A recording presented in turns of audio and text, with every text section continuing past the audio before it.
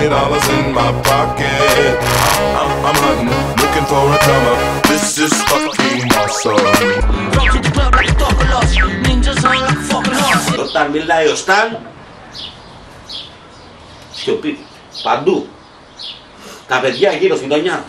Ρε τα βελανίδια και τα φύλλα ακίνητα. Είμαι cool, είμαι trendy, είμαι άνετος δημοσιογράφος.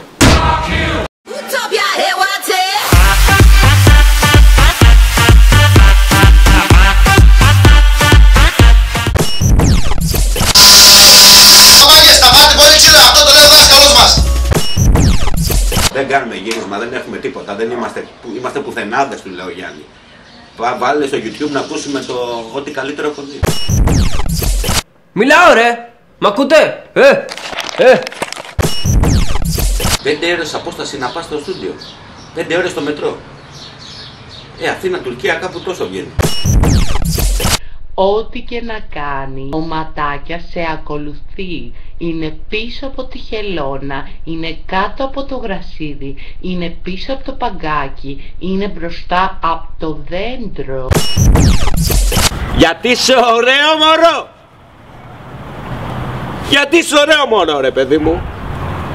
Πώς θα το κάνουμε! Είσαι ωραίο μωράκι ρε παιδί μου, σε βλέπω και λιώνω. Παθαίνω.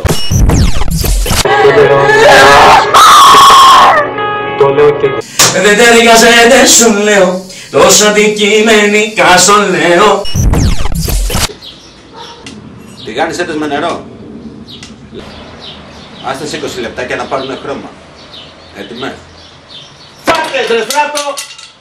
Τι τις έχεις και κάθονται! Φάτες! Για σένα είναι! Για σένα τις πήρα! Πούτσες είναι, δεν είναι σκατά!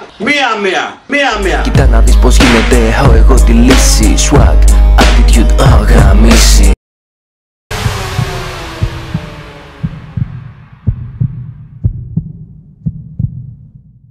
Δε σου κάνω τον Άγιο, αμάρτησα για μια νύχτα παράνομα, περπάτησα.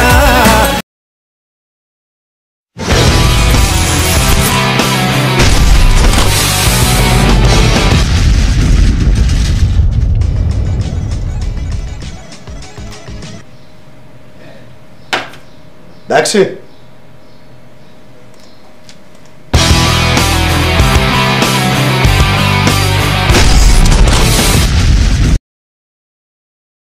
Έλα κολλητέ. Χώρισα. Ναι ρε μαλάκας. Λόλο όλη μέρα.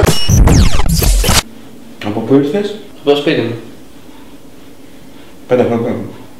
Πέταγα δευκές ατάκες και πέταγα βουνάκια. Μιλάμε χαμό. Είμαι πολύ χαρούμενος, δεν ξέρω. Πολύ χαίρομαι, ειλικρινά.